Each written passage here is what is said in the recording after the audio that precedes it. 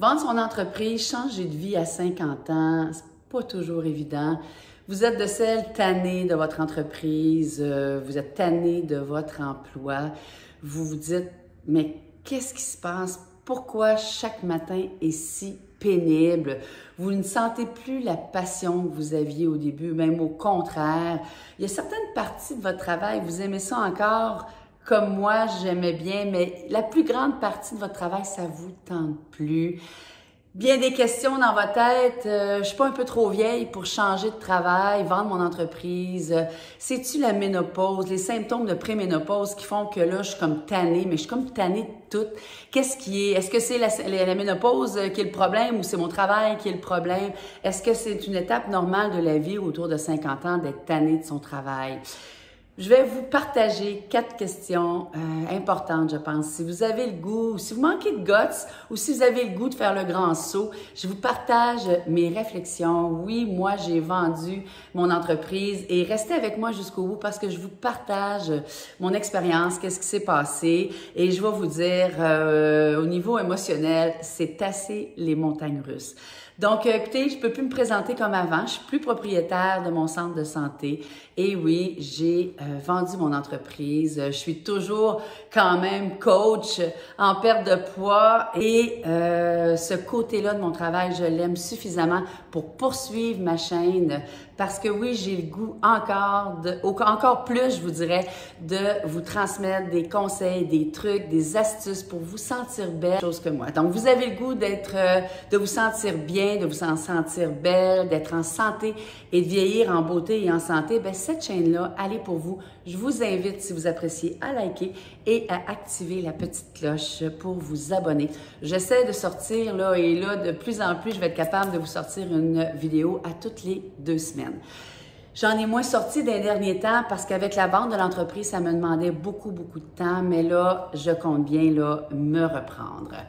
Comment on en vient à décider que c'est le temps d'abandonner son travail ou de vendre son entreprise à 50 ans ou après 50 ans? Je vous dirais, c'est une très grande décision et c'est pas évident.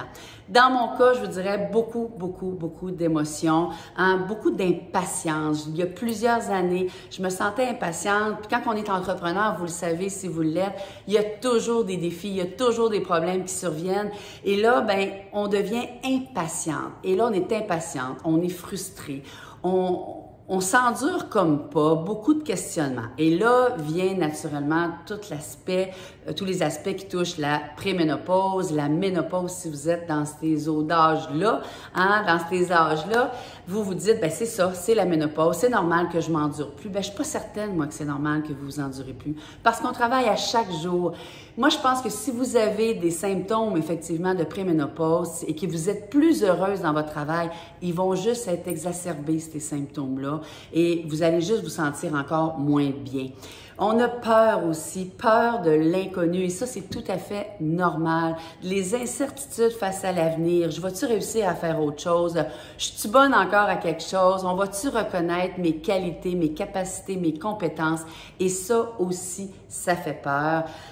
Accepter que on est là, puis on se dit j'arrête pas de chialer, alors que dans mon cas, j'étais propriétaire, je faisais ce que je veux, j'étais libre, même si on n'est jamais libre, entrepreneur, j'étais libre. Donc pourquoi est-ce que j'arrêtais pas de chialer?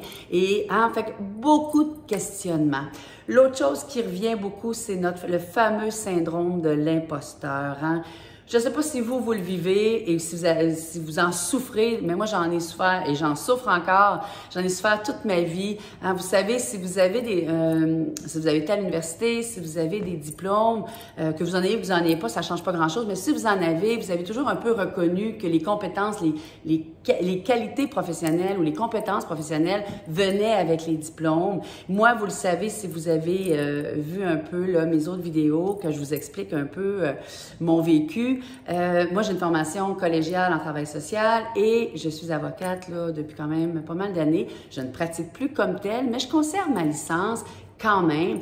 Et là, j'ai fait du coaching pendant 15 ans et j'ai écouté, j'ai lu sur le syndrome de l'imposteur et ce qu'on nous dit tout le temps, c'est que si vous avez des connaissances plus grandes que la personne devant vous, Arrêtez de douter de vous, puis avancez, puis foncez, puis osez. Le syndrome de l'imposteur, c'est quelque chose que nous vivons et c'est très difficile là, de passer par-dessus.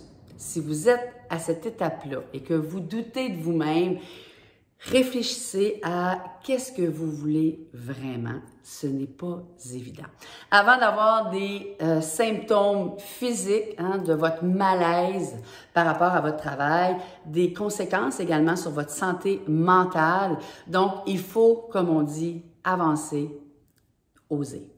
C'est certain qu'à 50 ans, on n'a pas le même guts qu'à 30 ans, puis c'est bien normal. Mais je vous dirais, je vous propose, prenez une feuille et un crayon. Je vais mettre les questions là, dans ma description. Je vous pose 4 questions hyper importantes pour moi qui m'ont aidé dans mon cheminement. Est-ce que je bouge ou si je bouge pas? Est-ce que je vends ou si je vends pas? Première question, qu'est-ce qui ne vous plaît plus dans le travail ou dans l'entreprise que vous possédez? Qu'est-ce qui vous plaît plus? Qu'est-ce qui vous tanne? Qu'est-ce qui vous irrite? Écrivez là, écrivez. Prenez le temps de l'écrire. Qu'est-ce qui ne vous plaît plus? Deuxième question, qu'est-ce que vous avez perdu en cours de route? Parce que quand on achète une entreprise, c'est la passion ou quand on commence un nouveau travail, qu'est-ce que vous avez perdu au niveau de votre entreprise ou votre travail depuis les dernières années? Troisième question, quels sont les défis que vous ne vous sentez plus capable de faire face? Et ça, c'est une question importante parce que moi, là, au début, là, il n'y avait rien qui m'arrêtait. Un problème, on trouvait une solution. Un problème, on trouvait une solution. Et après un certain temps, à un moment donné, les petits problèmes deviennent de gros problèmes et notre patience n'est plus là. Donc, quels sont les défis que vous ne vous sentez plus capable de surmonter?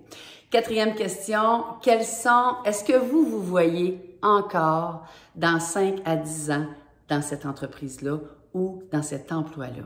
Et ça aussi, c'est important. Parce que si vous avez 50 ans ou vous avez 45 ans, il vous en reste encore long et ça peut être très, très long. Donc, soyez honnête envers vous. Répondez à ces 4 questions-là. Vous allez voir, ça va peut-être éclaircir un peu votre pensée.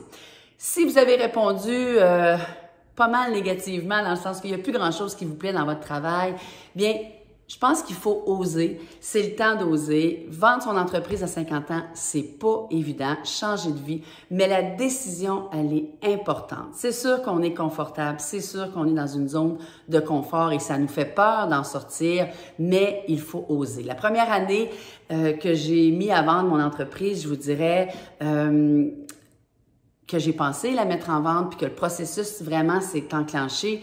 À tous les jours, je me disais que j'allais regretter. À tous les jours, je me disais « Ah, je suis pas sûre, tu vas le regretter. » Puis je pense que c'est sain de se dire ça pendant votre processus de réflexion. C'est sain de se dire « Je vais le regretter. » Et actuellement, le marché pour vendre une entreprise, c'est pas parfait. Puis il faut accepter que notre entreprise, on la payera pas, peut-être pas le prix qu'elle valait avant la pandémie, parce qu'on vit le post-pandémie. Et au niveau entrepreneurial, au niveau de nos entreprises ont plus la même, pour plusieurs domaines, là, ont plus la même valeur qu'autrefois.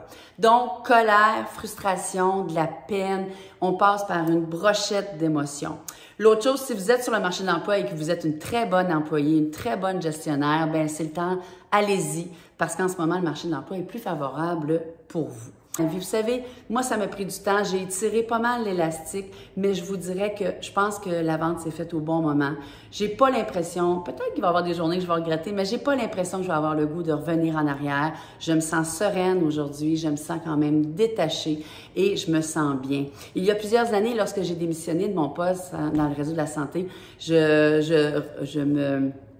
je démissionnais et en ce moment-là, je mettais une croix sur une belle retraite à prestation à durée indéterminée. C'était donc merveilleux. Je regardais autour de moi le monde qui était pas mal blasé et je n'ai jamais regretté cette décision-là parce que j'avais pas le goût de rester et de me sentir comme ça. Je n'avais plus le feu.